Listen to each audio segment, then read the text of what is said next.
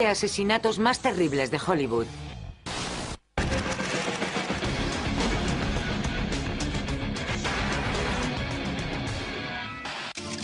Parecían la pareja perfecta de Hollywood. Pero en casa, ella luchaba contra su adicción a las drogas y él intentaba que su matrimonio no se desmoronase. Número 20. El asesinato de Phil Hartman. Puedo convertirme de repente en Jack Benny o en John Wayne. En 1998, el cómico Phil Hartman era un nombre conocido en el mundo de la televisión y el cine. Quiero formar parte de la vida de la gente y quiero caerle bien a mucha gente. Nos reíamos con él. Nos reíamos viendo su cara en Saturday Night Live. O nos reíamos con su voz en Los Simpson. Pero la esposa de Phil, Bryn, no compartía esa alegría. Había dejado de lado su carrera como actriz para ejercer de madre y empezó a tomar antidepresivos. Ella hizo pequeños papeles en un par de películas y programas de televisión, pero estaba claro que nunca lo conseguiría. Y que Phil recibiese cada vez más atención y aumentase su popularidad y fama la corroía. Bryn Hartman tenía un pequeño secreto oscuro. Era adicta a los medicamentos y otras drogas. El señor Hartman estaba muy afectado y discutieron sobre el tema. El 27 de mayo del 98, Bryn salió a cenar con una amiga. Salió del restaurante sobre las 10 menos cuarto de la noche. Volvió a casa poco antes de las 3 de la madrugada. El motivo por el que discutió con Phil no está claro, pero Phil se quedó dormido en el dormitorio conyugal. Bryn Hartman, en algún momento de la noche, cuando sus hijos ya estaban durmiendo, sacó un arma. Bryn apuntó a Phil y disparó 3 veces. La herida que mató al señor Hartman fue un disparo de bala en la cabeza. Tenía 2 heridas más, una de las cuales se consideró no fatal. La otra fue considerada potencialmente fatal. Bryn Hartman era adicta a las drogas y a la cocaína. Y alguien que está bajo el efecto de las drogas no tiene control sobre sus impulsos. Está profundamente deprimido. Estaba muy perdida. Los niños seguían durmiendo en sus habitaciones. Bryn Hartman salió de su residencia y condujo hasta la casa de un viejo amigo, Ron Douglas. Bryn le contó a Douglas que había matado a Phil. Cuando él se dio cuenta de que ella tenía un arma, accedió a acompañarla de vuelta a su residencia. Bryn y Douglas volvieron al hogar de los Hartman. Cuando aquel caballero llegó a casa y vio que el señor Hartman estaba muerto, sacó su móvil y llamó a la policía. Creo que ha habido un tiroteo. ¿Ve usted alguna víctima? Sí. Antes de que llegase la policía, Bryn se encerró en el dormitorio principal. Momentos después cogió una segunda arma y se tumbó junto al cuerpo de su esposo. Apoyó la pistola en la cabeza y apretó el gatillo. Parece un asesinato-suicidio. La señora Hartman murió de un disparo autoinfligido. La señora Hartman estaba en la cama, sentada con la espalda apoyada en el cabecero, antes de quitarse la vida. Que fuese un homicidio-suicidio fue devastador. Y como miembro de la prensa te preguntas, Dios mío, ¿cómo ha podido pasar esto? Los agentes de la policía de Los Ángeles sacaron inmediatamente a los niños de la casa. Es una tragedia tremenda para 2 niños tan pequeños perder a sus 2 progenitores a la vez. La policía descubrió que el nivel de alcohol en sangre de Bryn era de 0,12, muy superior al límite legal. La señora Hartman tenía rastros de un medicamento llamado Zoloft en su organismo y también dio positivo por cocaína. A veces la combinación de drogas puede llegar a interactuar y provocar una conducta errática. Para empezar, era una persona inestable. Eso, sumado a las drogas y el alcohol, hizo que perdiese el juicio. Phil Hartman no le había contado a nadie. Mi mujer es una adicta. Tiene problemas. Por eso, cuando ella hizo lo que hizo, fue una sorpresa. La vida de Phil Hartman acabó a los 49 años.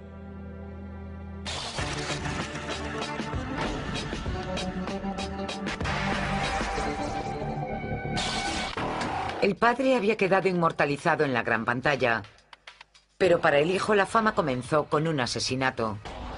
Número 19. El caso de Christian Brando. Christian Brando, hijo de la leyenda del cine Marlon Brando, apenas conoció a su famoso padre. El niño estuvo inmerso en las discusiones de sus progenitores hasta que a los 13 años Marlon obtuvo su custodia.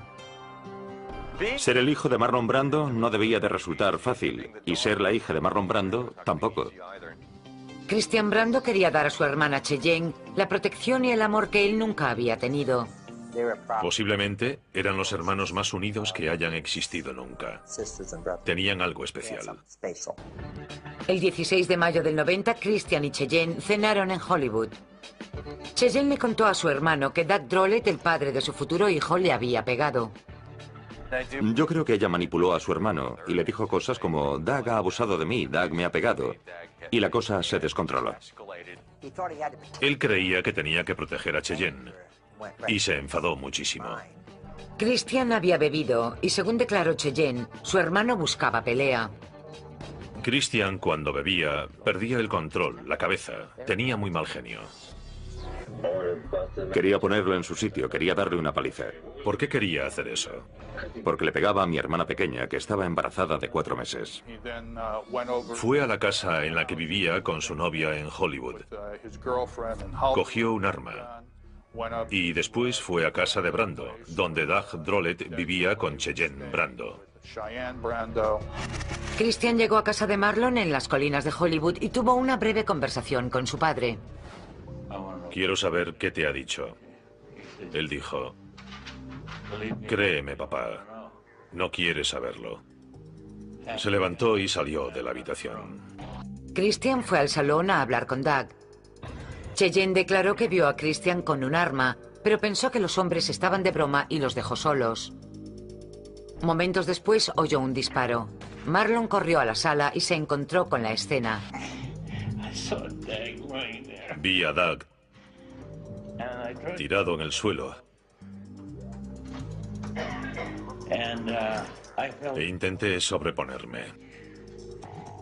Le tomé el pulso en el cuello. Todavía tenía pulso. Le hice el boca a boca y llamé a urgencias.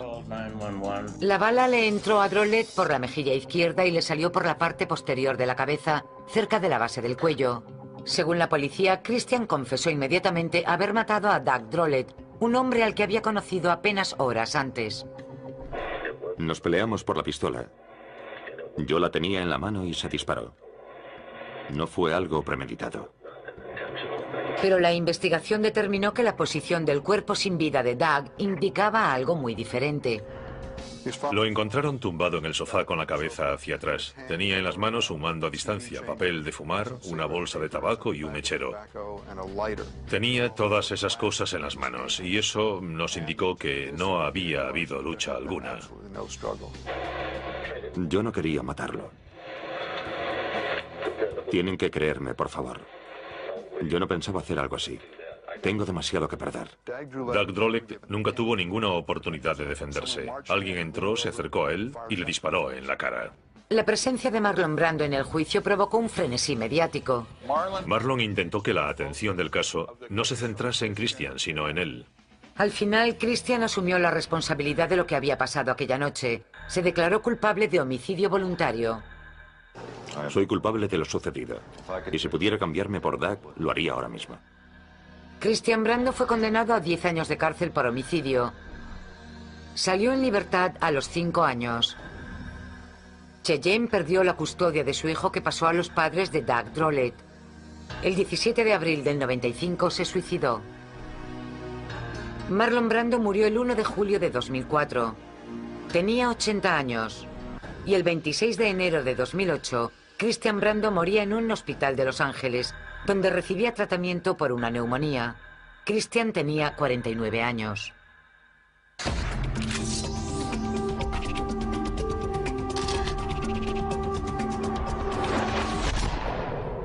Era una impresionante chica playboy y una actriz prometedora que quería desesperadamente el divorcio.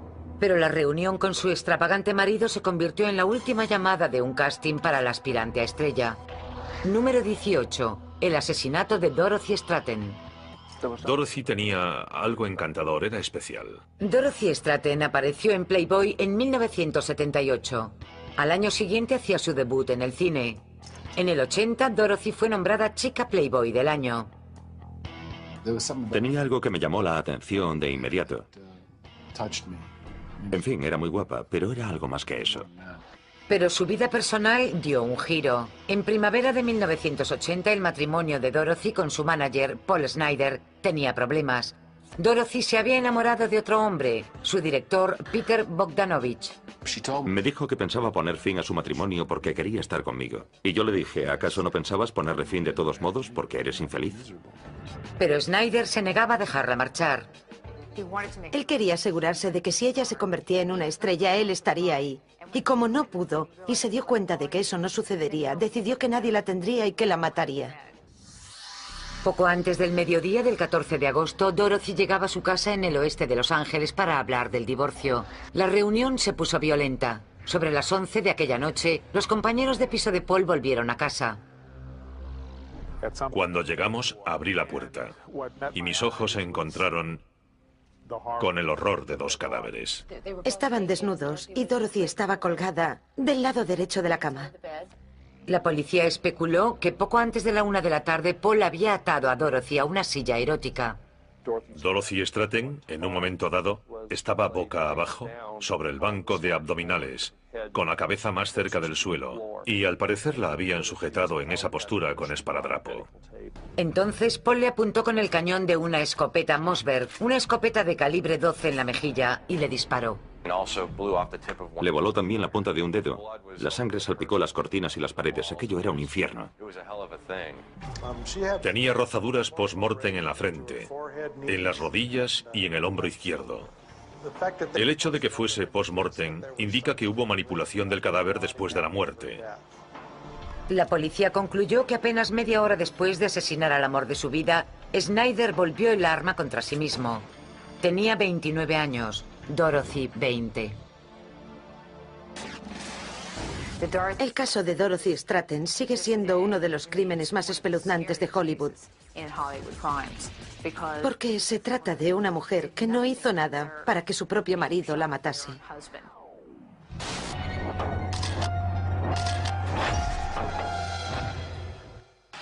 Un padre y una madre descansaban tranquilamente en su salón. Nunca imaginaron que sus hijos estaban en el jardín planeando su asesinato. Número 17. Los asesinatos Menéndez. Fue la primera vez que personas normales se convirtieron en estrellas por una acusación de asesinato. José Menéndez era un importante ejecutivo del cine y la música. Su mujer, Kitty, un rostro conocido de la buena sociedad. José chocaba a menudo con sus hijos los rebeldes Lyle y Eric. Los hermanos Menéndez sentían por su padre una mezcla de odio y adoración. Detestaban la presión y las exigencias a las que lo sometía.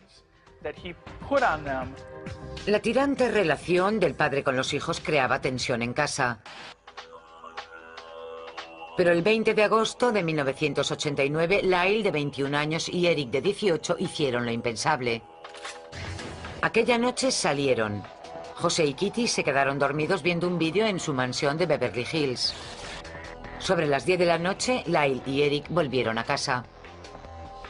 Los dos hijos entraron con escopetas y empezaron a dispararles. Lyle disparó a José y alcanzó en el codo izquierdo y en el brazo derecho. Después le colocó el arma en la nuca.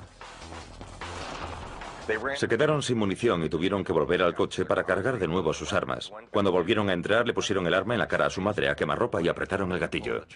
Los hermanos Menéndez recogieron los casquillos y dejaron los cadáveres de sus padres para que la policía los encontrase. Tiraron su ropa manchada de sangre y las armas, y volvieron a casa, fingiendo que se encontraban con el escenario del crimen por primera vez. Y a las 11:47 Lyle hizo la famosa llamada al Departamento de Policía de Los Ángeles. ¿Qué le ocurre? Alguien ha matado a mis padres. ¿Les han disparado? Sí, ¿Quiénes son las personas a las que han disparado? mi madre y mi padre. ¿Su madre y su padre? Mi madre y mi padre. Los chicos estaban desesperados e histéricos. La llamada a urgencias es extremadamente desagradable. Al principio los chicos no eran sospechosos. No los interrogaron en profundidad. Y normalmente, si se produce un crimen en una casa, tienes que empezar por las personas más próximas a las víctimas e indagar. Pero no lo hicieron. Parecía que alguien quería ver muertas a aquellas dos personas. Parecía un golpe profesional. Pero a los pocos meses de los asesinatos, Lyle y Eric se embarcaron en una espiral de gastos y despilfarraron más de $1 millón. En realidad fueron las actividades de los jóvenes las que atrajeron la atención sobre ellos. Si hubiesen volado por debajo del radar, quién sabe qué habría pasado. Al final, Eric, el más joven de los dos, empezó a sentirse culpable y confesó a su psiquiatra que lo habían hecho ellos. Y todo se destapó. Detuvieron a Lyle y Eric en marzo del 90. Se declararon no culpables. Declararon que habían disparado el arma. No había que ser un genio para averiguarlo. Y el caso era si había sido en defensa propia o no. Lyle y Eric declararon ante el tribunal que ellos eran las víctimas, no José y Kitty. Mi padre me había estado molestando. Desarrollaron la excusa de los abusos. Dijeron que su padre los había violado, que había abusado sexualmente de ellos. Muy a menudo en un parricidio, cuando un hijo mata a sus padres, hay un historial de abusos. Matan a sus padres para evitar que se sigan produciendo los abusos. Antes del caso Menéndez, creíamos que las personas que decían haber sufrido abusos los habían padecido. Pero llegaron los Menéndez, que mataron al padre que supuestamente había abusado de ellos y a la madre que nunca lo había hecho. Eso hizo que el jurado se plantease examinar la excusa del abuso. El 2 de julio del 96, tras 2 juicios largos, los hermanos Menéndez fueron declarados culpables de asesinato en primer grado. Al final el jurado no se creyó el truco de los huerfanitos, de los chicos de mirada triste, y creo que más allá de su defensa, vieron que eran unos asesinos a sangre fría. Lyle y Eric cumplen cadena perpetua sin posibilidad de condicional en 2 prisiones diferentes de California.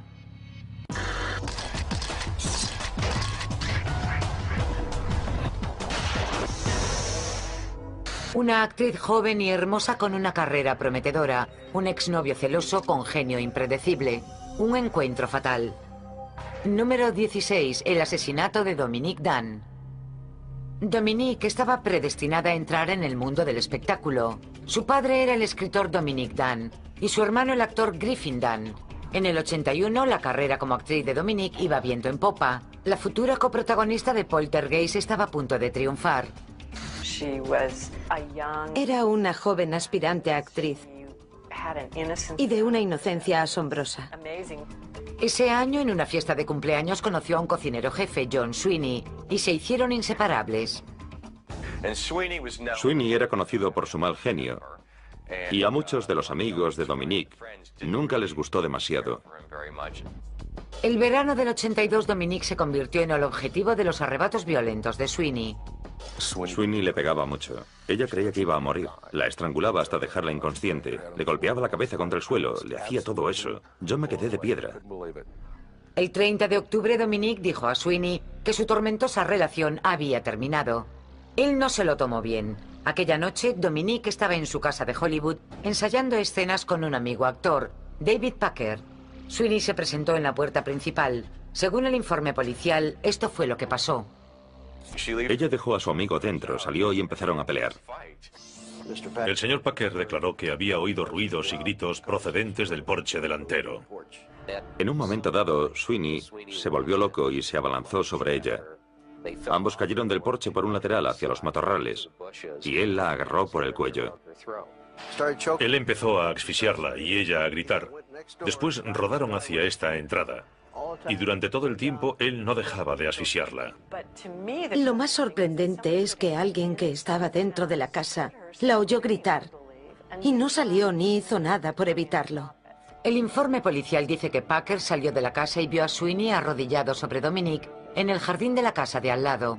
En ese momento, John Sweeney le dijo que llamase a la policía, que acababa de cometer un crimen terrible. A las 8:52, un histérico David Packer llamaba a la policía. Sweeney estaba junto a Dominique, intentando reanimarla. Entonces llegó la policía y lo apartó de la entrada de la casa. En el informe policial consta que Sweeney dijo a los agentes: «He matado a mi novia». Es una forma muy personal de matar a alguien porque le estás mirando a la cara. Sin embargo, Dominique todavía estaba viva. Después del ataque entró en coma. Estuvo conectada a una máquina que la mantuvo con vida casi una semana, pero al final la familia, tras una semana angustiosa, decidió desconectarla. El 4 de noviembre del 82 falleció Dominique Dunn, solo 3 semanas antes de su 23º cumpleaños. No debería pasarle algo así a una chica como ella. Fue una tremenda conmoción. Este es uno de los casos obsesivos en el que el novio dice que si no es suya no será para nadie. Sweeney fue acusado de asesinato, pero durante el juicio sus abogados declararon que había matado a Dominique en un arrebato de pasión. El 10 de noviembre del 83 fue declarado culpable de homicidio involuntario y fue condenado a 6 años y medio de prisión. Sin ninguna duda fue el peor juicio en el que he participado en 30 años. Me quedé de piedra cuando oí el veredicto. Estaba furiosa. Sweeney cumplió menos de 3 años. Creo que tenía un potencial tremendo. Era una chica muy especial. Es algo muy triste y una gran pérdida.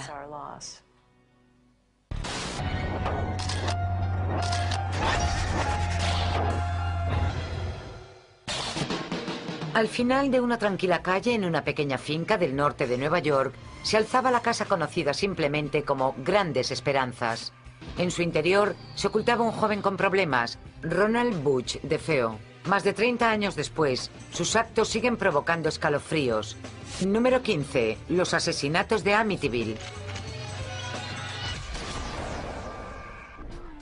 La localidad de Amityville es una comunidad pequeña de unas 9.000 personas. Hablamos de viviendas de clase alta junto a la costa. Tras una vida de duro trabajo, Ronald DeFeo Sr. se mudó con su mujer y sus 5 hijos desde Brooklyn a la casa de sus sueños. Pero el sueño era solo una fachada. Ya eran una familia disfuncional en el momento que se desató el caos que llevó a los asesinatos. El padre estaba descontrolado, pegaba a su mujer, pegaba a sus hijos. La noche del 13 de noviembre del 74, impulsado por un potente cóctel de alcohol, drogas y autocompasión, Butch decidió que era hora de acabar con los abusos. Subió al piso de arriba, cogió una de las armas y entró en el dormitorio de sus padres. Levanta el arma y ¡bum! Dispara a su padre varias veces. La madre despierta sorprendida por los disparos y cuando le mira, él dispara. Los chicos serían los siguientes. Mark, de 11 años, murió en el acto. John, de 9, no tuvo tanta suerte. El hermano pequeño no murió en el acto, tuvo una muerte muy lenta y dolorosa. El asesino salió y metódicamente mató a sus 2 hermanas pequeñas, una tras otra. Butch disparó a Allison, de 13 años, en la cara. Después, colocó el rifle Marlin calibre 35 en la cabeza de Dawn, su hermana de 18 años. Los expertos en balística sostienen que una bala de ese rifle se oye a 1,5 kilómetros de distancia, pero nadie oyó nada. Butch decidió quitarse la ropa ensangrentada y salir de allí. Se fue en coche hasta Brooklyn y tiró la ropa. Se ducha, se arregla la barba, se viste bien y se va a trabajar a las 6 de la mañana, como siempre, como si nada. Decide acercarse hasta el bar de Henry, un local de la zona, y se emborracha con uno de sus amigos y se pincha heroína. Al final decide volver a casa y entonces milagrosamente descubre los cadáveres. Alguien ha matado a mis padres, alguien ha matado a mis padres. Butch fue sospechoso desde el principio y perdió el control de su propia versión de los hechos. Empezó a decirle a todo el mundo que había sido un golpe de la mafia, pero la policía no le creyó. Se declaró no culpable por enajenación mental. No lo entendéis. Dijo que unas voces en su interior le habían empujado a matar a su familia. La única oportunidad que tenía era demostrar que estaba loco, defenderse basándose en la enajenación mental. Mucha gente empezó a preguntarse si era mentalmente inestable. Los psicólogos habían determinado que sufría un trastorno de la personalidad, que era antisocial. Admitió en el juicio que lo había hecho antes de que ellos se lo hicieran a él. En el juicio, Butch reconoció haber tomado heroína antes de los asesinatos y fue encontrado culpable de todos los cargos. Un par de años después, George y Kathy Lutz se mudaron a la casa y en 28 días escribieron una de las novelas más aterradoras y asustaron a toda América con Horror en Amityville. Los Lutz afirmaron que la casa estaba encantada. Habían levitado, dijeron haber oído a personas incorpóreas, que alguien había arrancado las barandillas, que habían arrancado las ventanas. Y que habían visto cerdos con ojos rojos brillantes y alcohol rezumando de las paredes. Bueno, eso es interesante, pero no es más que una invención de Hollywood. La historia de los Lutz se puso en duda, pero eso no impidió a Hollywood hacer 8 secuelas. En mi opinión, la historia real da 10 veces más miedo que la de los falsos fantasmas y demonios. Aquí estamos hablando del mal real.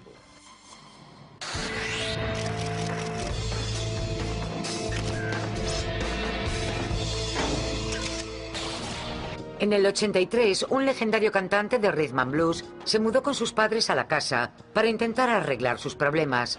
En 6 meses había muerto a manos de su padre. Número 14. El asesinato de Marvin Gaye.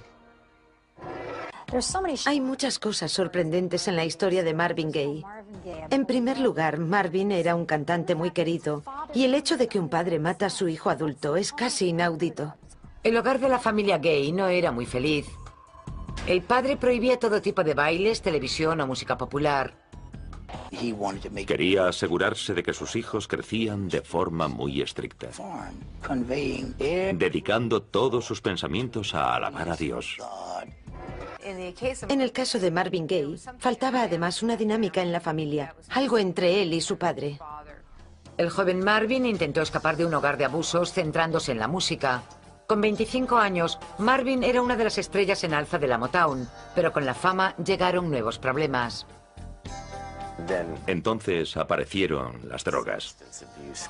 Y Marvin Gaye era consumidor. En el 80, a pesar de ser multimillonario, Marvin Gaye estaba arruinado. Marvin debía más de $4 millones en impuestos. De repente, tuvo que deshacerse de sus 17 coches. Pero Marvin reaparecía una vez más. En el 83, Sexual Healing le convirtió en una figura del mundo musical y le hizo ganar 2 Grammys. El cantante volvía a estar arriba y decidió volver a casa para ayudar a su madre enferma. Marvin volvió a casa en una época en la que luchaba contra sus propios demonios, las drogas. El 1 de abril de 1984, un día antes de cumplir 45 años, Marvin Gaye fue abatido con un arma que él había regalado a su padre. Nadie sabe con certeza cómo empezó la discusión. ¿Qué has dicho? Obviamente se produjo una enorme discusión entre ambos y la madre de Marvin lo presenció todo. El padre sacó el arma de Marvin y le disparó a quemarropa. La primera bala le atravesó el corazón. Encontraron 2 heridas de bala. Una fue considerada fatal. Era la herida de bala de la zona del corazón, pulmón, hígado y el diafragma. El padre salió al porche, tiró el arma al césped de la casa y se sentó a esperar a que apareciese la policía. La autopsia reveló la presencia de drogas en el organismo de Marvin Gaye. Después se sabría que Marvin Sr. presentaba lesiones graves sufridas en la última pelea con su hijo. Los abogados de Gaye padre basaron en esto su defensa. No fue difícil argumentar que había habido una paliza previa a los disparos. Y con eso teníamos una base para la defensa. Si hay lucha, ambas partes sufren lesiones, y eso es muy útil para reconstruir los hechos y saber si se trata de un asesinato a sangre fría o si la muerte se produce durante o después de una pelea. La defensa tuvo éxito. Marvin Gaye Sr. fue condenado a 6 años de libertad condicional por homicidio involuntario. El caso de Marvin Gaye es uno de los más trágicos que existen, porque se había vuelto paranoico a causa de las drogas. Prácticamente cometió un suicidio, provocó su propio asesinato. El día del funeral de su hijo, a Marvin Sr., le preguntaron si quería a su hijo. Tras un momento de pausa contestó tan solo, digamos que no me caía mal.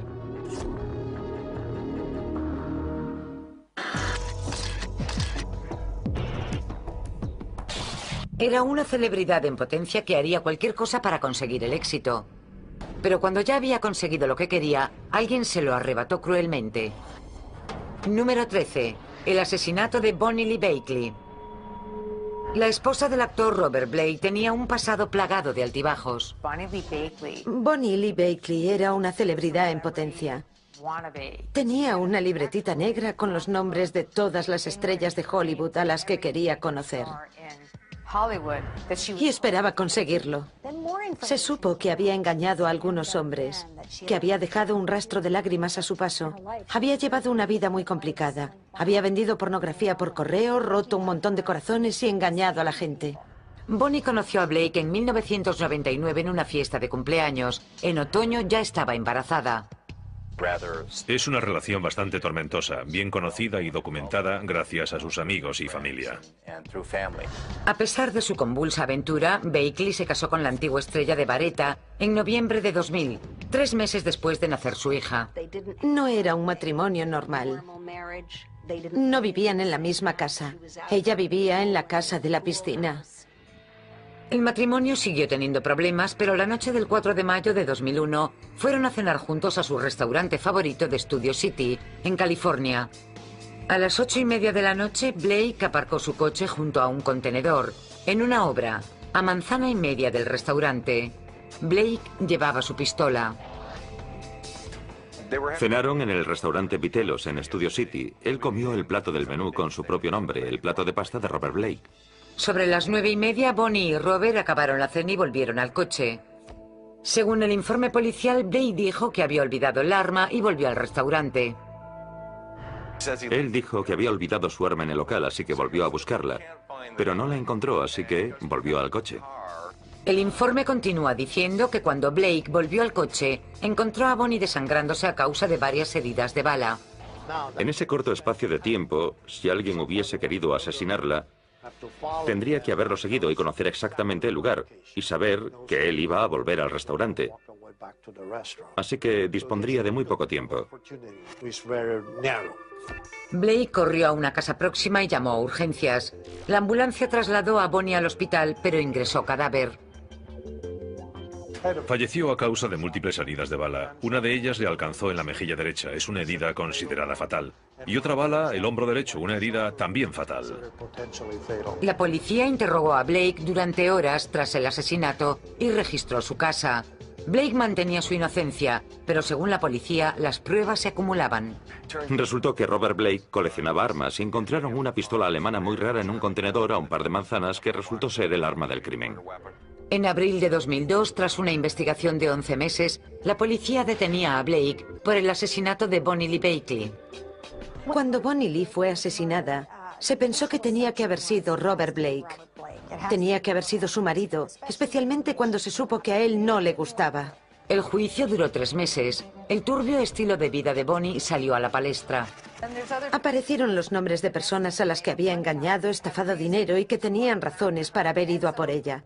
Entonces surgió la duda razonable sobre el caso. Bonnie Lee Bakley es el ejemplo perfecto de un caso que no se centra en lo ocurrido, sino en lo que ella era, en cómo era y en su vida privada y personal. El 16 de marzo de 2003, Robert Blake fue declarado no culpable. Nadie más ha sido acusado por el asesinato de Bonnie. Creo que fue el ejemplo perfecto de una actuación muy profesional de un abogado que hizo una labor extraordinaria para sembrar una duda razonable. En noviembre de 2005, en una demanda civil presentada por los hijos de Bakley, el jurado concluyó que Blake había causado intencionadamente la muerte de Bonnie. Sus hijos recibieron $30 millones por daños y perjuicios. Se dice que en Hollywood si matas a tu mujer no vas a la cárcel, solo pagas una multa.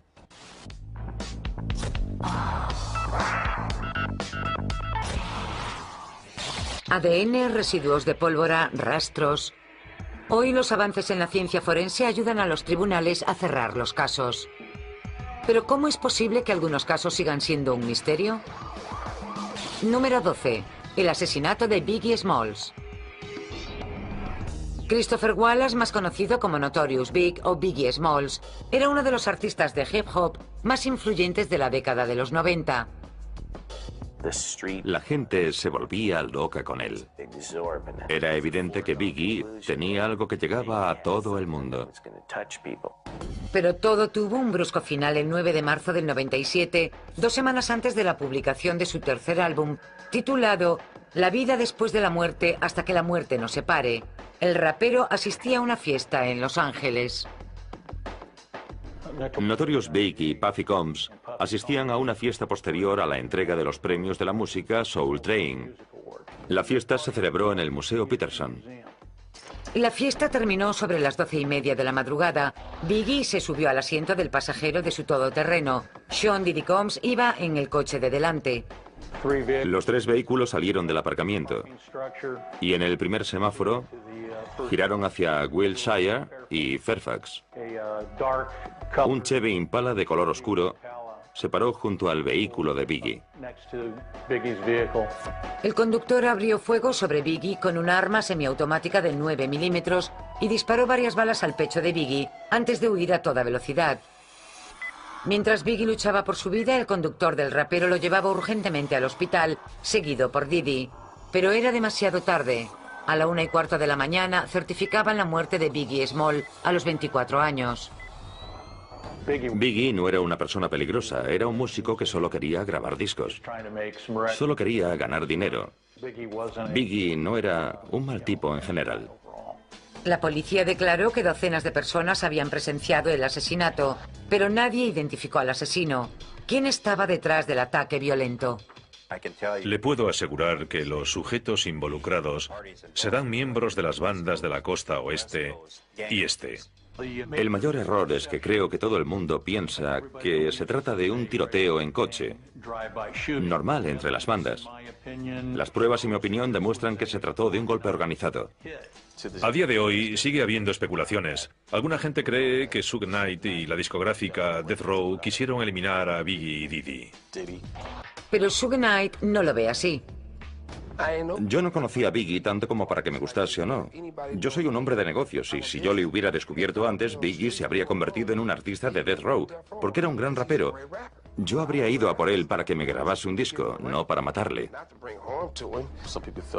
Alguna gente cree que le pagaron a alguna banda para deshacerse de Biggie por una vieja deuda que Biggie tenía con una banda de Los Ángeles. Sin sospechosos ni pruebas para llevar a cabo una detención, el caso de Notorious Big cayó en el olvido. Una de las razones por las que el caso no ha sido resuelto es que hay agentes de policía involucrados en la conspiración para matar a Biggie Smalls. Hay implicaciones políticas que han provocado que este caso no se haya resuelto oficialmente. Tal vez este caso vuelva a salir a la luz algún día. Solo hace falta que aparezca un testigo. En julio de 2006 se reabrió el caso de Biggie y ofrecieron una recompensa de $50.000 por cualquier información que llevase a una condena. La gente del hip hop sencillamente no quiere hablar con la policía. ¿Quién quiere ser el soplón? Acabo de chivarme noblemente de alguien. Aquí tienes mi dirección, así que si quieres matarme, mátame ya. Nadie quiere hacer eso. Cuanto más peligroso es el caso, más difícil resulta resolverlo con la declaración de un testigo.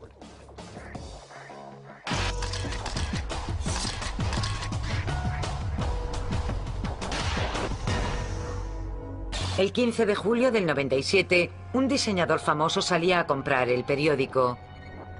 Su asesinato, una hora después, sería primera página de las noticias. Número 11. El asesinato de Gianni Versace. Para el mundo de la moda era una leyenda porque era diferente. Creó un estilo que no se podía comparar con el de ningún otro diseñador. En verano del 97, Gianni Versace, residente en Miami, era una presencia atrevida e innovadora en el mundo de la moda. El nombre de Versace se había convertido en sinónimo de la alfombra roja de Hollywood. Hizo un montón de cosas divertidas. Siguió muchos caminos que no eran tradicionales. Creo que abrió muchas puertas para que algunos diseñadores se volviesen un poco más locos. Con ventas que superaban los $560 millones, la vida le sonreía como nunca. Se distinguió de los demás simplemente porque hizo lo que hizo. Nunca hizo cosas para seguir tendencias, sino que lo que hizo se convirtió en muy popular. Pero la mañana del 15 de julio, el mundo de Versace se desmoronó. A las 8:30 de la mañana volvió a casa después de dar un paseo y abrió la puerta de su mansión. Sin previo aviso, un hombre se acercó a Versace y le disparó a quemarropa en la nuca. El asesino disparó una vez más y huyó del lugar. El rey de la moda había muerto. Unos amigos que estaban en su casa salieron y descubrieron el cuerpo sin vida de Versace tendido en un charco de sangre. Me enteré enseguida porque iba camino del trabajo cuando se recibió la llamada, así que lo oí por radio. En aquel momento no sabía que era Versace. La llamada decía que había habido disparos, que alguien había huido del lugar del crimen, y oí que todas nuestras unidades acudían al lugar. La noticia de la muerte de Versace se difundió rápidamente. Cuando procesas finalmente lo que ha ocurrido, es muy triste. Fue horrible.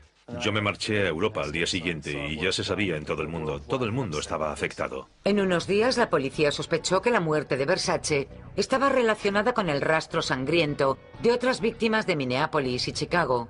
Las pruebas de los 5 asesinatos apuntaban a un hombre llamado Andrew Cunanan, un escurridizo artista del engaño de la lista de los 10 más buscados del FBI. Andrew Cunanan, además de tener probablemente tendencias sociópatas, llevaba dentro mucha ira.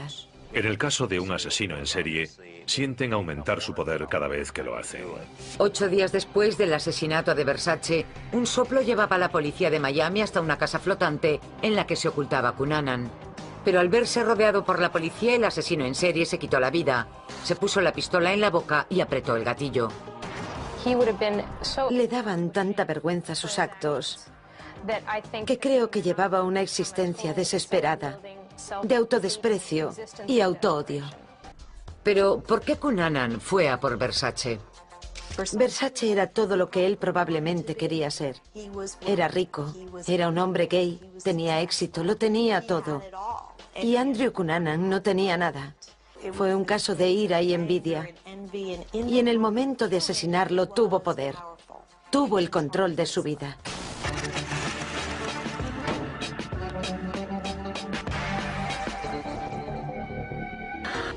La estrella de los héroes de Hogan, Bob Crane, era un actor de televisión muy querido. Su personalidad afable y su rapidez mental le hicieron ganar amigos y seguidores, pero lo que hacía a puerta cerrada le granjeó enemigos. Número 10. Bob Crane. El primer golpe le abrió la cabeza por el cuero cabelludo. El segundo le aplastó el cráneo. El asesino cogió a continuación un cable del vídeo y lo estranguló, pero Bob Crane ya estaba muerto. Tenía 49 años. La razón de esta brutalidad es que alguien quería demostrar una extrema violencia. Es un caso de ira y rabia contra la persona de Bob Crane. Fue horrible con el trípode de una cámara. Su cabeza era una masa pulposa cuando lo encontraron. El 28 de junio del 78, la policía encontró algo más que un simple escenario del crimen espeluznante. Descubrió 50 cintas de vídeo pornográficas en un armario y un equipo de fotografía en el baño. Usaba este equipo para sacar fotos de sí mismo con 2, 3 o 4 personas, todas a la vez. Tenía una de las primeras videocámaras de uso doméstico que salieron al mercado y le gustaba grabarse practicando sexo con muchas mujeres. Este actor, amante de la diversión, tenía un lado secreto oscuro. En su vida privada se enfrentaba a demonios muy serios. Alcanzó la grandeza gracias a su éxito y fortuna, pero parte de su identidad no pudo aguantarlo. Así que creó este inframundo en el que se sentía cómodo y con el que chocó de forma tan terrible. Cuando se canceló en el 71 Los héroes de Hogan, Crane pareció hundirse más en su obsesión pornográfica. Tenía una fuerte adicción. No era del tipo, me voy a casa y atraeré a mi mujer para tener sexo un poco pervertido. No, era una obsesión. El primer sospechoso del caso fue el amigo de Crane y su contacto para los asuntos de sexo, John Carpenter. Les gustaba acorralar a las chicas y grabarse. Creo que es posible que Carpenter tuviese algo más de interés en Bob Crane que Bob Crane en él. Algunos amigos dijeron que Crane quería poner fin a la amistad. La policía encontró la agenda del actor con el nombre de Carpenter tachado. Creo que hay muchas posibilidades de que esa misma noche o por esas fechas, Bob Crane rompiese relaciones con Carpenter y que eso enfadase aparentemente a Carpenter. Tras el asesinato, la policía descubrió que Carpenter no quería cooperar. Empezó a aparecer sospechoso porque no quiso colaborar en la investigación. Además, algunas de las cosas que decía o no decía no sonaban muy bien. La policía encontró restos de sangre en el coche de alquiler de Carpenter. Pero en aquella época no existían los análisis de ADN y solo pudieron probar que era sangre del mismo tipo de la de Crane, no su sangre en concreto. Así que las pruebas eran circunstanciales. Tenían teorías sobre cómo se había cometido el crimen y me pareció que no estaban corroboradas. El caso estuvo parado 14 años hasta que la policía encontró unas fotos que habían pasado inadvertidas y que mostraban sangre y lo que parecía materia cerebral en el coche de Carpenter. John Carpenter fue acusado del asesinato de Bob Crane. Había sangre dentro del coche del mismo tipo que de la de Crane. Teníamos tejidos en la fotografía que parecían muy similar al tejido aparecido en el escenario del crimen y encontrado en la almohada. Con todas esas cosas pensábamos que convenceríamos al jurado. Las pruebas no eran concluyentes y el 31 de octubre del 94 fue absuelto.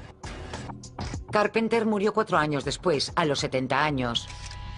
No hay otros sospechosos y el caso sigue sin resolver.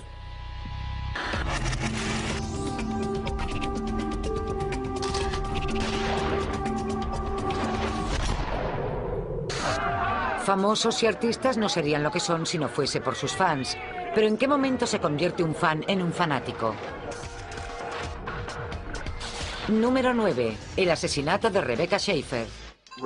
La historia de Rebecca Schaeffer es una historia horripilante de Hollywood, en la que la inocencia es abatida. En la década de los 80, Rebecca Schaeffer escalaba la escalera del éxito de Hollywood como coprotagonista de My Sister Sam. Era una chica magnífica, limpia, del sur, una buena actriz y obviamente muy guapa. Tenía muchos admiradores, entre ellos un vehemente fan de Tucson, Arizona, llamado Robert John Bardo. Bardo era un joven emocionalmente inestable que había dejado el instituto. Los profesores comentaban el hecho de que estaba muy aislado y no mostraba habilidades sociales. La adoración de Bardo por la joven se convirtió en una obsesión. Escribió docenas de cartas a Rebecca. A cambio, Bardo recibió una tarjeta personalizada y una foto firmada, pero quería más. Estaba obsesionado con ella. Le había escrito un montón de cartas y le había dicho que estaría con ella, que se casaría con ella, que algún día se acercaría a ella. Y lo hizo. En 1987 fue 2 veces a Los Ángeles e intentó sin éxito visitar a Rebecca en el rodaje. Los acosadores sienten a menudo que no son nadie a no ser que alguien les ame. Sienten un vacío e intentan tener la sensación de que son dignos, de que alguien los ama. 2 años después, Bardo contrató a un detective privado para averiguar la dirección de Rebecca. En aquella época ella vivía en un apartamento en el que podías entrar sin más. En las primeras horas del 18 de julio del 89, Bardo, de 19 años, llegaba en autobús a Los Ángeles. Encontró el edificio de Rebecca y llamó a su apartamento. Me presenté, soy Robert Bardo, de Tucson, Arizona. Soy admirador tuyo, ¿sabes? Hola. Tras una conversación amistosa, Bardo se marchó. Fue a un restaurante y se dio cuenta de que había olvidado entregar a Rebecca una nota que le había escrito. Me imaginé que ya que estaba allí, bueno, podía preguntárselo. Volvería a su casa y se lo preguntaría. Además, quería usar la carta como excusa para acercarme a ella. Fue al baño y cargó su Magnum del calibre 357. A las 10:15 de la mañana, Bardo volvió al edificio de Rebecca y llamó. Rebecca bajó las escaleras. Agarré la puerta. Todavía tenía el arma en la bolsa. La busqué y la agarré. La agarré por el gatillo.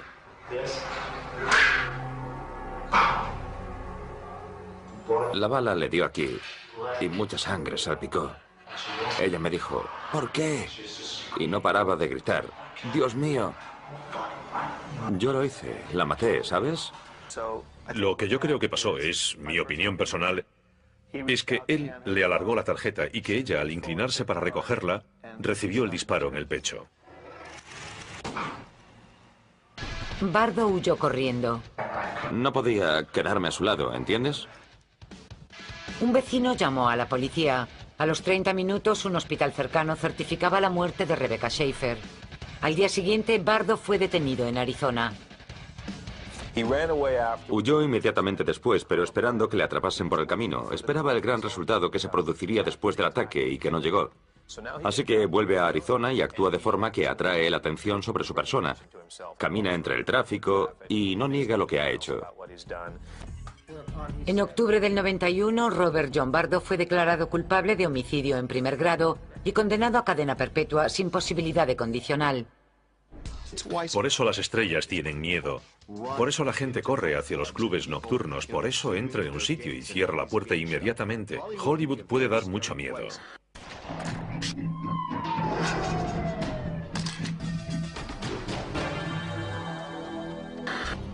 Una actriz en horas bajas, un productor musical famoso. Un encuentro casual que acabaría en tragedia. Número 8. La muerte de Lana Clarkson. Lana era alta y guapa. Una actriz de 40 años que apareció en más de 30 películas y programas de televisión, pero siempre buscó el papel que la lanzase definitivamente. Aceptó un trabajo de relaciones públicas en un club muy popular. Muchas actrices hacen eso porque así conocen gente que les puede ayudar en su carrera. La noche del 3 de febrero de 2003, Lana trabajaba en la Casa del Blues en Sunset Strip cuando conoció al legendario productor de rock and roll, Phil Spector. A ella le excitaba la fama y Phil Spector era famoso. Era un productor discográfico muy excéntrico que había trabajado con John Lennon y con los Ronettes. Spector pidió un cóctel y una botella de agua. Le dio $450 de propina a Lana y la llevó a su mansión. No sabemos qué pasó entre aquellas paredes, pero evidentemente alguien murió. Según el informe de la policía, el chofer de Spector estaba fuera cuando oyó un disparo. Esto fue lo que dijo a la policía. Spector salió con un arma en la mano y dijo, creo que la he matado. El chofer llamó a la policía y cuando ésta llegó, encontró a Lana Clarkson muerta de un disparo en la boca. Había un Colt del 38 de acero azul bajo su pierna derecha. Por supuesto, un disparo de bala no implica necesariamente un homicidio. A veces lo que se publica no representa realmente los hechos. Puede ser un suicidio o una muerte accidental. La policía encontró dientes esparcidos por el suelo. Por experiencia, sé que la gente que se suicida disparándose con un arma de fuego en la boca, se mete el cañón del arma en la boca y aprieta el gatillo. No suelen matarse con los dientes cerrados. La policía tuvo que inmovilizar a Spector con un arma de electrochoque y esposarle mientras registraba la casa. Encontraron un paño empapado en sangre en el suelo del baño y una toalla de mano húmeda en el lavabo. Spector declaró a la policía que había disparado a la actriz accidentalmente. Después dijo que Clarkson se había suicidado. No olviden que Spector dijo, sí, ha sido un disparo. La gran pregunta era, ¿fue accidental? ¿Apretó ella el gatillo o la mató él? El forense declaró la muerte como un homicidio. 9 meses después, Phil Spector era acusado del asesinato de Lana. Se declaró no culpable. Intentamos no hablar de nada ajeno al caso. Le concedimos al señor Spector el beneficio de la duda y dejamos que se defendiese ante un tribunal. El juicio de Spector comenzó en abril de 2007.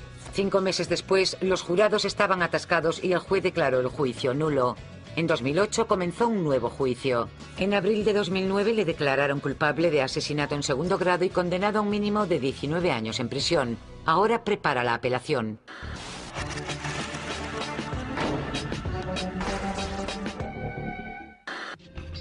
La casa de estuco blanco de las colinas de Hollywood pasaba desapercibida, pero para la policía era el cuartel general de unos camellos.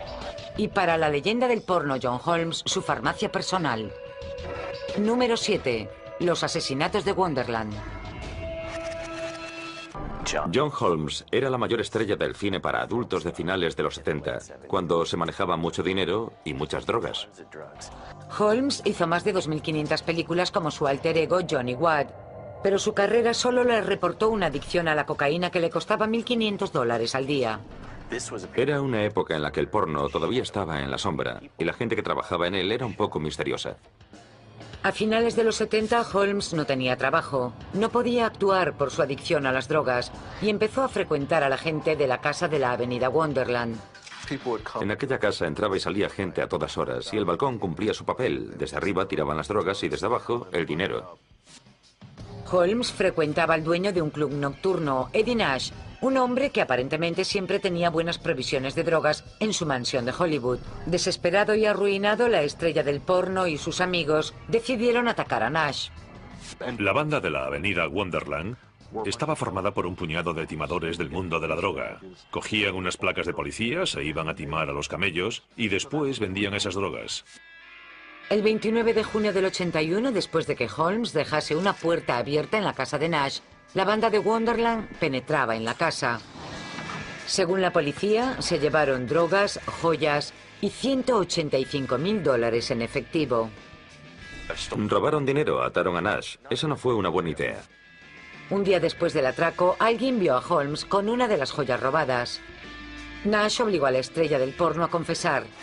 El 1 de julio del 81, Holmes entró con al menos 3 hombres en la casa de Wonderland. John introdujo el código de seguridad y alguien dijo, ¿quién es? Él contestó, soy John Holmes. Le dejaron entrar. No sospechaban que fueran a atacarles. Los asesinos fueron de habitación en habitación golpeando a todo aquel que encontraban. Los mataron a golpes asestados con tuberías de plomo. Hubo 5 víctimas.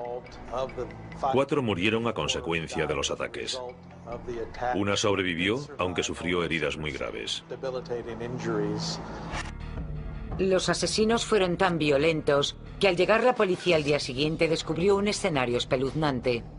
Normalmente las heridas más sangrientas que solemos encontrar son las de arma blanca. Suelen ser las que más sangran. Pero los golpes con objetos contundentes probablemente son los segundos en el ranking de pérdida de sangre. En este caso en particular, los asesinatos de Wonderland presentaban una escena bastante sangrienta, bastante horrible. Holmes fue el primer sospechoso porque era la única conexión entre la banda de Wonderland y Nash. Cuánto vio o cuánto hizo queda para la especulación. Hay quien dice que le obligaron a contemplar los asesinatos y a mancharse las manos. Sobre una pared se encontró la huella de una mano manchada con la sangre de una de las víctimas. Y la huella era suya. En el 82, Holmes fue juzgado por los asesinatos, pero sus abogados argumentaron que no era más que otra víctima. Holmes fue absuelto. Con el tiempo, Eddie Nash se declaró culpable de conspiración en relación con los asesinatos de Wonderland. Pasó 31 meses en prisión. John Holmes se libró de la cárcel, pero la vida no mejoró para él. Empezó a hacer películas porno para homosexuales por dinero, para pagar su adicción a las drogas.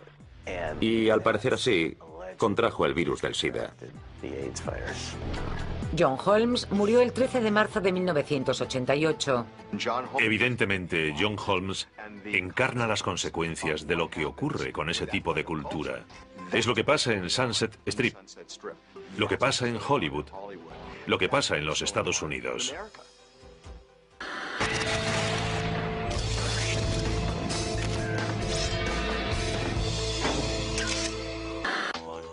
Su música encandilaba a millones de fans. Su trágica muerte conmocionó al mundo. Número 6. El asesinato de Selena. A principios de los 90, Selena era la reina internacional de la música tejana. Ganó un Grammy. Era una artista adorada por sus fans, por la gente. No solo aquí, sino en todos los países de habla hispana del mundo. La enfermera Yolanda Saldívar era una de las mayores fans de Selena. Me explicó que había visto a Selena en un concierto en San Antonio, Texas, y que le encantaba su música. Y me preguntó si teníamos algún club de fans en San Antonio. Le dije que no, y me pidió permiso para fundar uno. En el 94, Yolanda ya era la presidenta del club de fans de Selena en San Antonio. Además, trabajaba como contable para la empresa de Selena en Corpus Christi, Texas. Cuando era presidenta del club de fans, estaba lo bastante lejos como para admirar a Selena. Y cuanto más se acercaba, esa admiración se iba convirtiendo en envidia.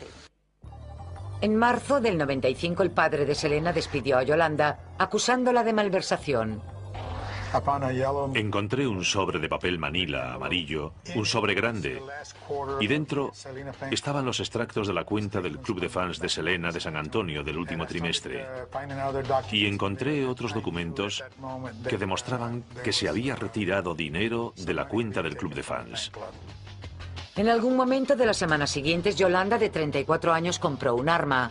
La mañana del 31 de marzo, Selena se reunió con Yolanda para cerrar algunos flecos que quedaban pendientes en la habitación del hotel de Saldívar. Llevaba unos papeles en el maletín. Creo que Selena le dijo, creí que habías dicho que tenías los papeles en el coche. Y ella contestó, bueno, tengo algo en el maletín. Y Selena dijo, muy bien, vamos a verlos. Sobre las 11:40 de la mañana, Selena y Yolanda empezaron a discutir sobre unos documentos de la empresa desaparecidos. Poco después, Selena abrió la puerta para marcharse. Yolanda sacó su pistola y disparó a Selena por la espalda. Selena corrió desde la puerta de la habitación del hotel hasta el vestíbulo. Yolanda salió con el arma y le disparó por segunda vez. Un disparo en el torso, ya sea por delante o por detrás, sin duda es peligroso,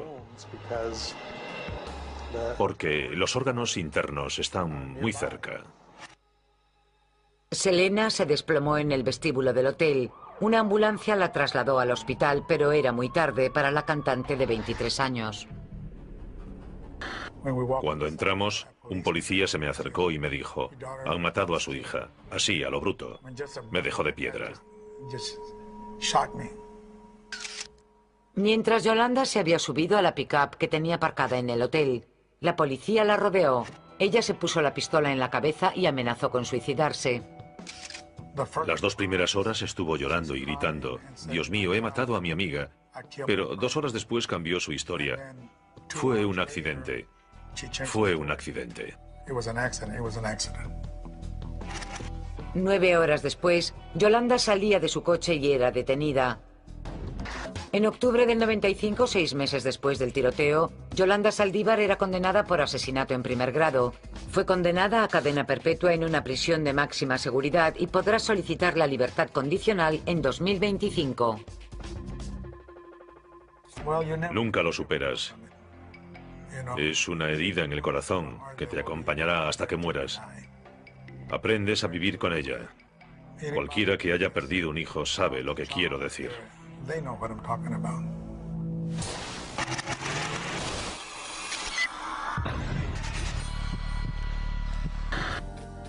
La mañana del 15 de enero de 1947, una joven madre pasaba junto a un solar cerca del centro de Los Ángeles.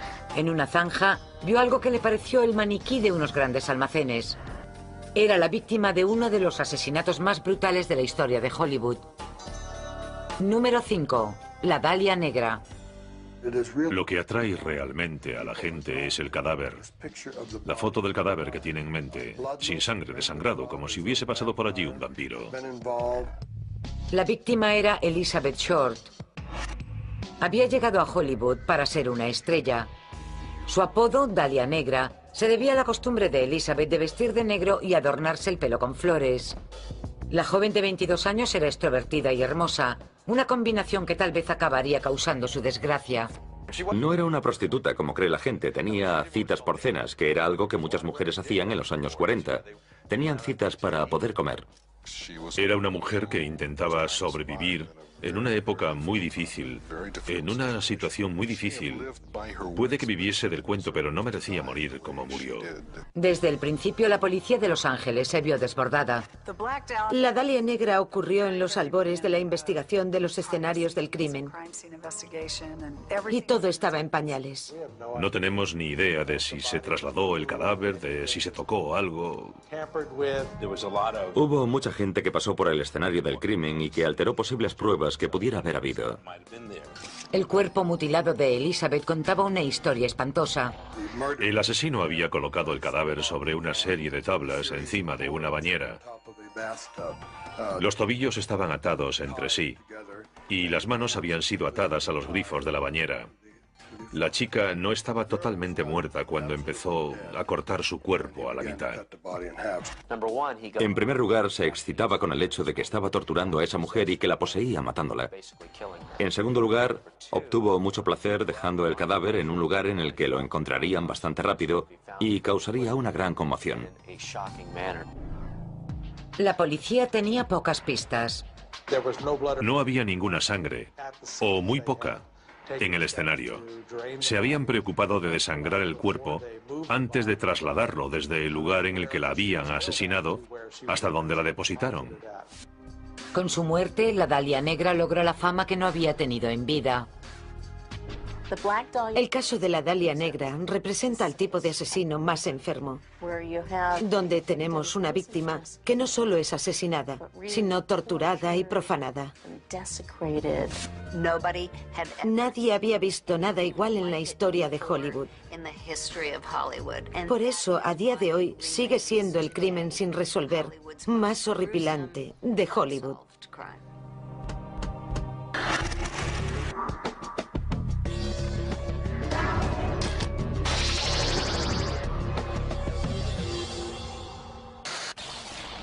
Fue abatido a tiros en la flor de la vida en un concurrido cruce de Las Vegas, con cientos de testigos. ¿Por qué nunca se identificó al asesino? Número 4. Tupac Shakur. Ese caso asusta muchísimo a todo el mundo que se vio involucrado en él. Las personas que participaron entienden la venganza mejor que nadie. Teníamos a un icono en la industria musical, uno de los raperos más importantes, que fue asesinado sin ningún motivo. En el mundo de la música rap, ninguna estrella brillaba más que Tupac Shakur. Tupac Shakur no solo es una figura polémica, sino también alguien que es complejo, volátil y también radical. Lo que hacemos es usar nuestro cerebro para alejarnos del gueto cuando podamos. Por eso contamos estas historias, ¿me entiendes? Y tienden a ser violentas. El 7 de septiembre del 96, Tupac y su manager, el presidente de Death Row, Mario Suge Knight, salieron del hotel MGM de Las Vegas tras asistir a un combate de Mike Tyson. Suge encabezaba una procesión de vehículos de lujo camino de un club nocturno. Su único pasajero, Tupac Shakur. El BMW de Suge se paró en la esquina de Flamingo Road con Cova Lane, un cruce que estaba a punto de convertirse en el escenario de un crimen famoso. Otro coche se paró a su lado y unos individuos abrieron fuego sobre el coche y alcanzaron a Tupac varias veces. Suge Knight, creo, sufrió unos rasguños y Tupac acabó en el hospital. El coche giró a toda velocidad y desapareció en el caos de Las Vegas para siempre. Tupac murió 7 días después. Había 10 furgonetas llenas de gente. Cuando dispararon a Tupac nadie dijo nada. No son el tipo de personas que te dicen, te contaré lo que pasó. No hay garantía de que te mantengas con vida el tiempo suficiente para ser testigo del caso. La unidad antibandas de Los Ángeles señaló a un hombre con el que Tupac y Suge se habían enfrentado aquella noche. Un conocido miembro de una banda de Los Ángeles llamado Orlando Anderson. Anderson nunca fue acusado formalmente del crimen. Fue abatido a tiros 2 años después en un lavado de coches. El asesinato de rapero por rapero es similar a lo que sucede con otras bandas. Esos testigos tampoco quieren dar un paso al frente. Prefieren arreglarlo a su manera. Llegado el momento, aplicarán su propia justicia. No confían en el sistema. Los que saben quién mató a Tupac siguen sin hablar. Es un error pensar que cuando los casos no se resuelven es porque la policía no sabe quién lo ha hecho. Muchas veces saben quién lo ha hecho, pero no tienen pruebas suficientes para detenerlos.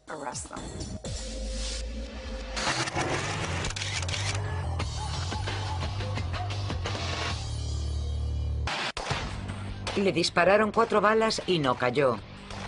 Subió 6 escaleras y dijo, me han disparado. Número 3.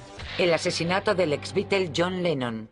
John Lennon era la encarnación de la paz, la armonía y la no violencia. Era un símbolo para cambiar el mundo y lo expresaba en su música. A John Lennon le encantaba caminar por las calles de Nueva York. Disfrutaba cuando los fans le pedían autógrafos. Uno de esos fans era Mark David Chapman, un trabajador de la beneficencia fracasado que se convirtió en un obsesivo suicida con un historial de problemas mentales. Era completamente psicótico. Tenía obsesión con John Lennon. Muchos de estos asesinos sienten el deseo de ser conocidos por algo, de ser conocidos por algo grande. El 8 de diciembre del 80, Chapman esperó todo el día frente al edificio de John Lennon en Manhattan, el Dakota. Lennon volvía a casa con Yoko Ono. Volvían a casa de una sesión de grabación. Un fan salió de entre las sombras y le disparó. Chapman se agachó como un profesional y gritó, «Señor Lennon», y disparó 5 veces. John gritó, «Me han disparado». Se tambaleó dentro del vestíbulo y se desplomó allí mismo. 2 disparos alcanzaron al cantante en la espalda y otros 2 en el hombro izquierdo. El disparo fatal le seccionó la aorta. La policía llegó inmediatamente. Lo podían esperar a la ambulancia, lo metieron en el coche patrulla y lo llevaron al hospital Roosevelt. El personal de emergencias dijo, no, es imposible, es otra persona.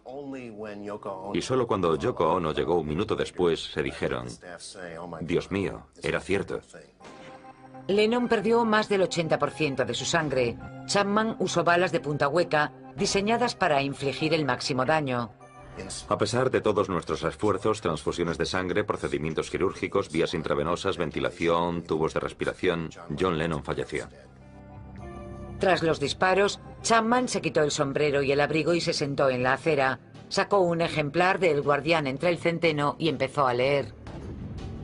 La policía le detuvo en el lugar de los hechos. Pensaba declararse no culpable por enfermedad mental. La única defensa que tenía alguna posibilidad de triunfar era que padecía alucinaciones, que tenía una enfermedad mental. 2 semanas antes de su juicio, Chapman contó a su abogado que hablaba con Dios. Mark sigue siendo una persona muy religiosa, un cristiano. Cree que irá al cielo. Fue condenado a un mínimo de 20 años en la cárcel por asesinato en 2º grado. Hay muchas posibilidades de que Mark David Chapman no vuelva a ver la luz del día fuera de la celda de una prisión. Chapman reconoció que se había convertido en asesino para llamar la atención, harto de sentirse un don nadie. Evidentemente hay formas mejores de lograr la fama y de hacerse un nombre. Lo que le pasó a Lennon fue sorprendente, porque no le pasó a un presidente ni a un líder político. Le pasó a un cantante. En los 60 a Lennon le preguntaron cómo esperaba morir.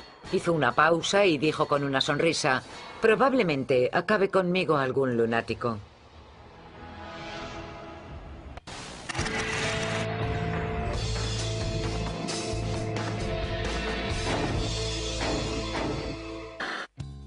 Era una belleza californiana que intentaba escapar de la sombra de su famoso exmarido. Él era un americano típico, que quería ser una estrella de cine. Su brutal asesinato conmocionó a los Estados Unidos. Número 2. Los asesinatos de Nicole Brown Simpson y Ron Goldman. Desde fuera, Nicole Brown y O.J. Simpson parecían una pareja de Hollywood feliz, pero en casa el matrimonio tenía problemas. Vi fotos de Nicole Brown Simpson con cardenales.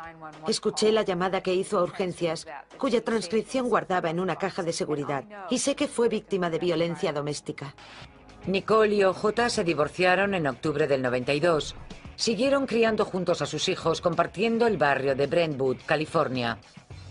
Para ellos era importante mantener una relación cordial, para que sus hijos creciesen en un entorno sano. Pero para Nicole todo se acabó la noche del 12 de junio del 94. Sobre las 7 de la tarde, Nicole había cenado con sus hijos y su madre en la trattoria Mezzaluna de Brentwood. Vuelve a casa, pero su madre la llama y le dice que se ha dejado las gafas en el restaurante Mezzaluna. Así que Nicole llama al restaurante y uno de los camareros se ofrece para llevarle las gafas a su casa. El camarero, Ron Goldman, era amigo de Nicole. Cuando se marchó me dijo, ¿quieres que te llame? Y yo le contesté, sí, llámame o ya te llamo yo. Y me dijo, vale. Él se fue por su lado y yo por el mío. Y lo último que le oí decir fue, nos vemos. Goldman llegó a casa de Nicole sobre las 10:15 de la noche. La señorita Simpson salió para abrirle la verja al señor Goldman y en ese momento fueron atacados. Según el informe de la autopsia, el agresor apuñaló a Ron 11 veces con un cuchillo de al menos 15 centímetros. Durante el forcejeo, el asesino cortó a Ron varias veces en el cuello y en el cuero cabelludo y le golpeó con un objeto contundente en la nuca. Le arrinconaron en una zona muy pequeña. Estaba desarmado. Y por mucho que te resistas, al final, especialmente con esa pérdida de sangre, pierdes la agudeza y el conocimiento. Y por mucho que se resistiese, no tenía ninguna posibilidad, porque no podía escapar. El asesino también atacó a Nicole. En el caso de Nicole Simpson, tenía un corte en el cuello que penetró 5 centímetros en el hueso. Cuando sufres un corte tan profundo, no tienes muchas posibilidades de sobrevivir porque no puedes respirar. Te desangras. Es fatal. Nicole fue apuñalada 7 veces más en el cuello y el cuero cabelludo. También recibió un golpe en la nuca. La policía encontró a Ron, de 25 años, y a Nicole, de 35, muertos en las escaleras de entrada poco después de medianoche. La experiencia me dice que siempre que a alguien lo apuñalan, le disparan o lo golpean varias veces, varias veces, es una señal de que alguien estaba muy enfadado, de que se trata de un crimen pasional. Tienes que amar mucho a una persona para seguir haciéndole daño después de muerta. Eso forma parte de la reacción de la ira. Los investigadores descubrieron un guante ensangrentado, huellas de zapatos ensangrentadas y otros objetos sospechosos en el lugar del crimen. Ambas víctimas fueron apuñaladas. Fue algo muy personal.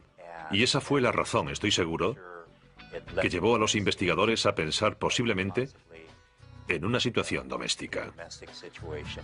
Según los informes, O.J. Simpson era el principal sospechoso. Había sangre suya en el escenario del crimen. Había sangre de las víctimas en su coche. Una montaña de pruebas forenses. El 17 de junio se emitía la orden de detención de O.J. Esa tarde, Simpson y su amigo Al Cowlin obligaron a la policía a realizar una persecución a velocidad mínima que se ha hecho famosa. O.J. finalmente se rendiría en su casa de Brentwood. En enero del 95, Simpson fue juzgado por doble homicidio. El caso se convirtió en un circo mediático. En este momento, ¿se declara usted culpable o no culpable? No culpable. Tocó todos los temas de nuestra sociedad: raza, fama, riqueza, popularidad. Tenía algo para llamar la atención de todo el mundo. Si no están seguros, deben absolverlo. El caso O.J. Simpson, Nicole Simpson, al menos que yo recuerde, fue el acontecimiento más seguido en la historia de la cultura pop. El 3 de octubre del 95, casi 100 millones de personas se conectaron para escuchar el veredicto. El jurado del caso encuentra al acusado Orenthal James Simpson no culpable del crimen de asesinato y violación del Código Penal sección 187A en la persona de Nicole Brown Simpson. El veredicto del caso O.J. se produjo porque O.J. podía pagarse unos abogados fabulosos y porque era O.J. Simpson, un héroe americano.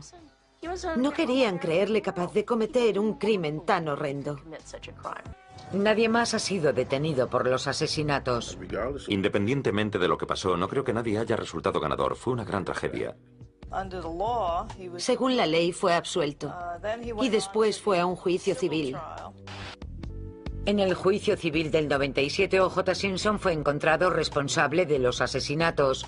Fue condenado a pagar a las familias de las víctimas $33,5 millones. Lo más terrible de este caso es que nadie ha pagado por él. Nadie está en la cárcel por esto. Hay 2 personas muertas. Pero nadie ha pagado el precio de esos 2 asesinatos. Simpson acabó en la cárcel, pero por otro delito.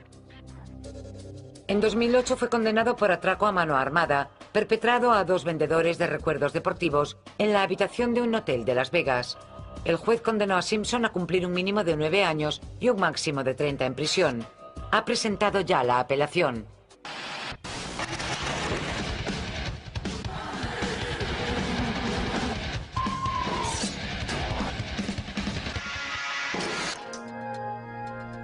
La noche del 8 de agosto de 1969, 4 personas irrumpían en una casa apartada de las colinas de Hollywood. Uno de los intrusos anunciaba: «Soy el diablo y he venido a hacer el trabajo del diablo». Número 1. Los asesinatos Manson. Ningún caso ha tenido víctimas más prominentes y totalmente inocentes que las que fueron masacradas por esta secta. Charlie Manson era un expresidiario, músico fracasado y autoproclamado profeta de un grupo de seguidores fanáticos conocido como La Familia. Manson deseaba desesperadamente ser una estrella de rock, se codeaba con los Beach Boys y hasta escribió algunas canciones. Charles Manson estaba enfadado con los Beach Boys y su productor, Terry Melcher. Melcher, el productor, había prescindido de Manson porque estaba loco y este se enfadó porque quería ser famoso a toda costa. Manson llamó a sus seguidores para vengarse. El único problema es que no sabía dónde encontrar a Melcher. Sabía que Melcher ya no vivía allí, en el 10.050 de Cielo Drive, pero sabía que vivía alguien famoso. La pareja famosa eran el director Roman Polanski y su mujer, la actriz Sharon Tate. Tate había protagonizado la película El Valle de las Muñecas. Polanski trabajaba en Londres y había pedido a unos amigos que se quedasen con Sharon. Manson quería cometer algún asesinato impactante. Manson envió a los miembros de la familia una misión: Tex Watson, Susan Atkins, Patricia Krenwinkel y Linda Kasabian. Cuando se marchaban de Spahn Ranch, él se inclinó sobre el coche y les dijo: dejad una señal, algo malvado.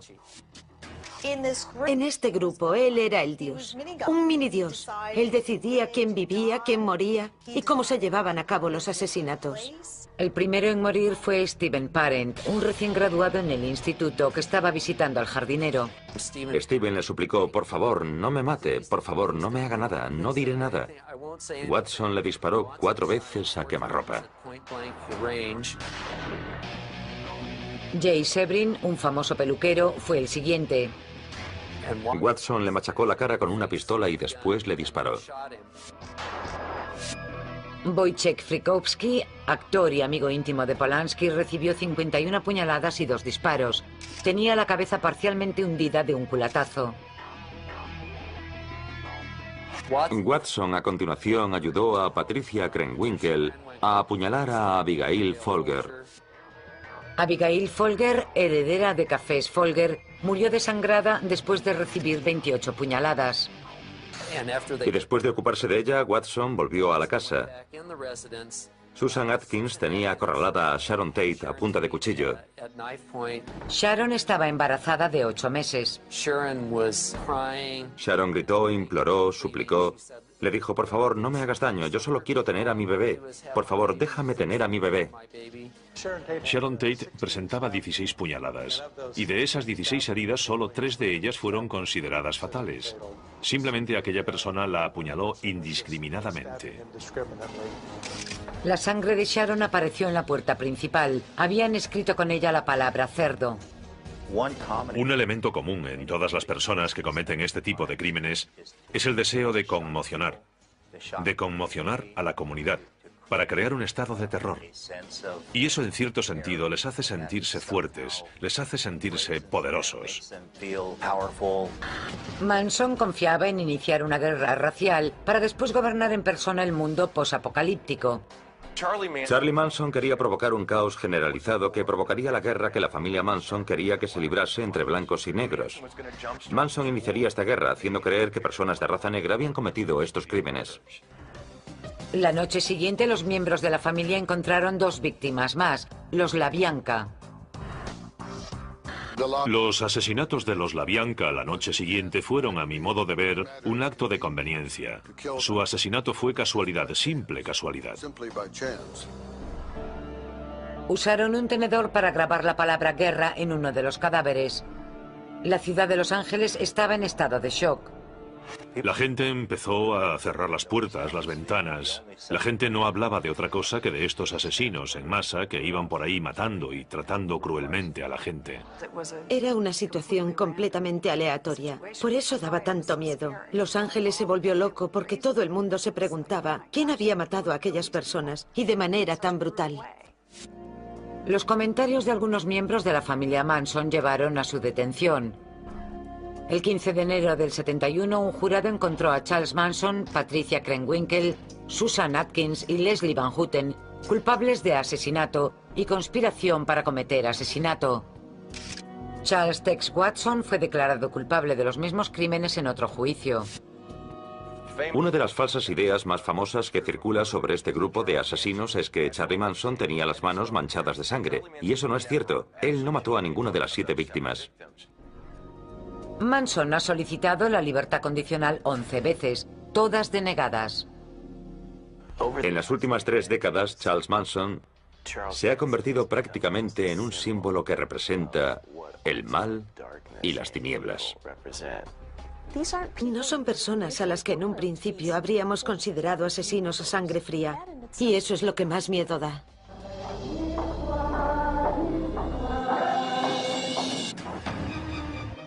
Son personas que conocemos, famosas, guapas, poderosas.